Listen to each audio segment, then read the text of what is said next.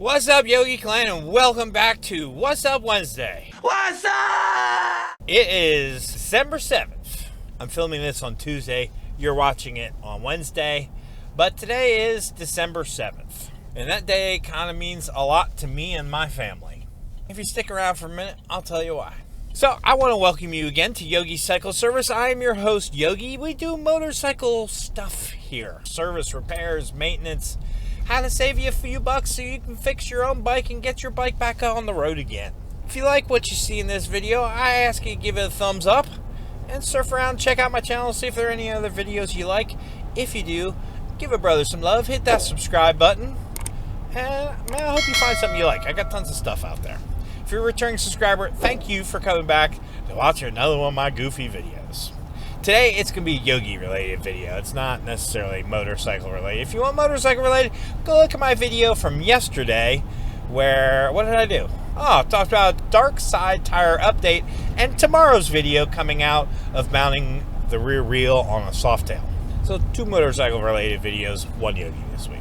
December 7th. So, what is going on in my life? Well, today I am off to work. I am in the cage today, not on the bike, because I need to drive to Chapel Hill to pick up my son from college. He is a freshman at Chapel Hill. We're going to go up there today and snag him and get him and bring him home for the Christmas holiday. But as I think about having to drive up to Chapel Hill, and it's only 2 hours, it's not a bad drive. I remember when I was going to college, I went to Syracuse University. From my house to Syracuse University was about a 3.5 hour drive.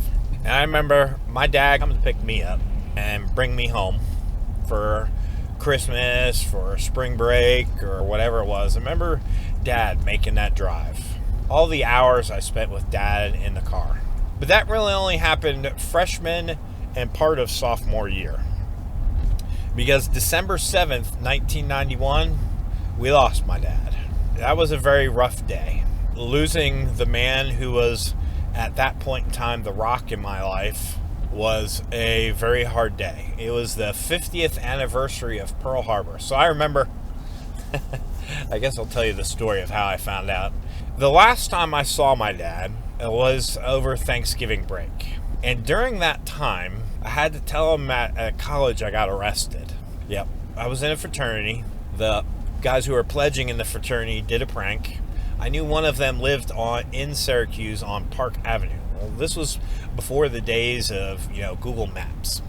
So we had to find Park Avenue, trying to find where this guy's house, because we knew all the pledges were camped at his house. So we found the Park Avenue, but it was not in Syracuse. It was in the town next door, Fayetteville.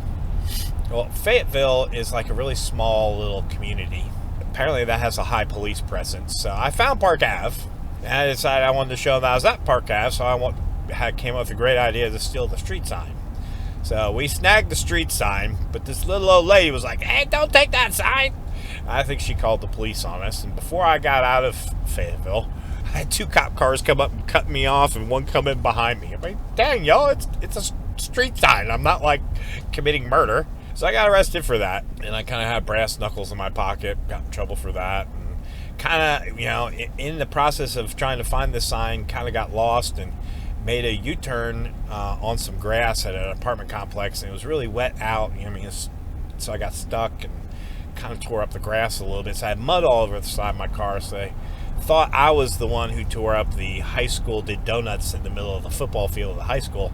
No, that was not me. I will keep denying it to this day. It was the apartment complex. But that's not the point of this whole story. The point is, I got arrested. That's what I did. So I had to tell my dad about that over Thanksgiving, right?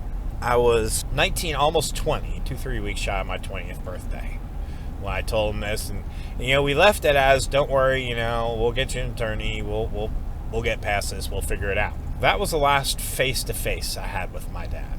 Come December 7th, I decided, I lived in a dormitory. You weren't allowed any pets in your dorm. I was kind of a rebellious kid, go figure. And I was like, I want a snake really bad. I really want a snake. My roommate drove me to the pet store, and I bought this little green snake. It wasn't just a little green, garter snake type snake. And I was bringing it home, and my roommate looks at me and goes, "So what are you going to name him?" "Oh, I think I'll name him Floyd." Well, Floyd was my father's name.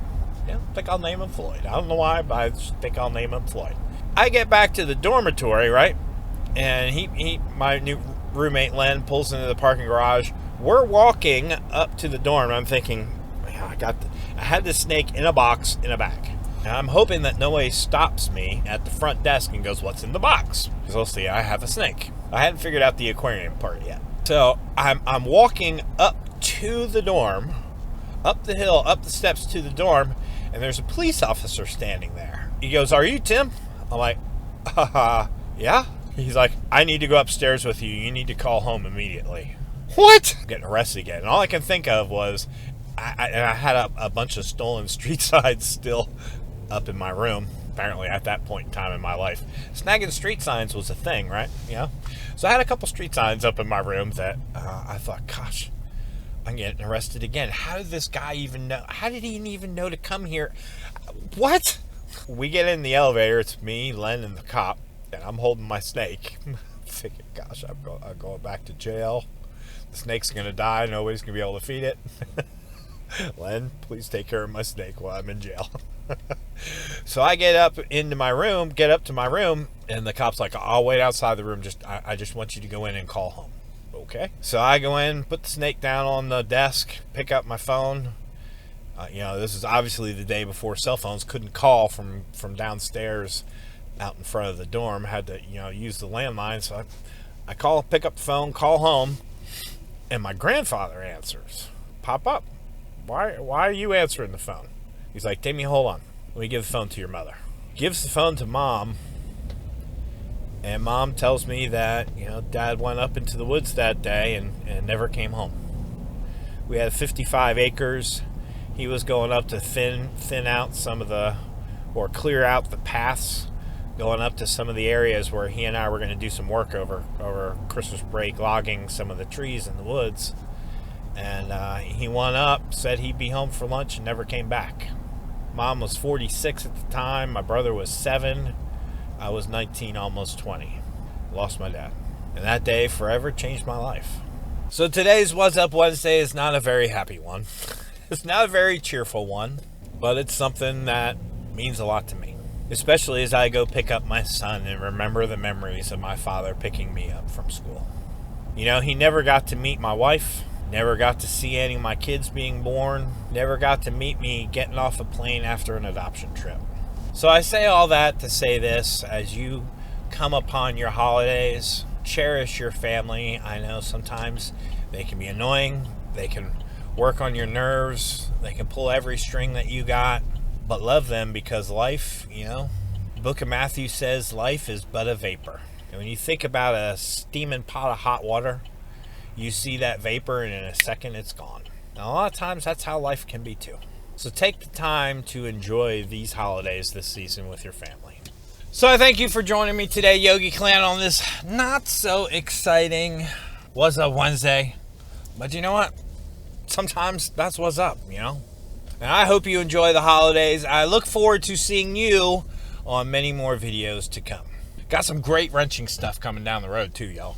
Getting ready to rebuild the front end of Miss Piggy. That is coming next. We're going to take off the forks, polish the forks, put new springs in it. We're going to put new risers on. We're going to put new riser bushings on, and just give the whole front end some love. So stay tuned. There's going to be a lot you don't want to miss. Make sure you hit that subscribe button, hit that bell, and I'll catch you on the next one. All right, y'all. Peace.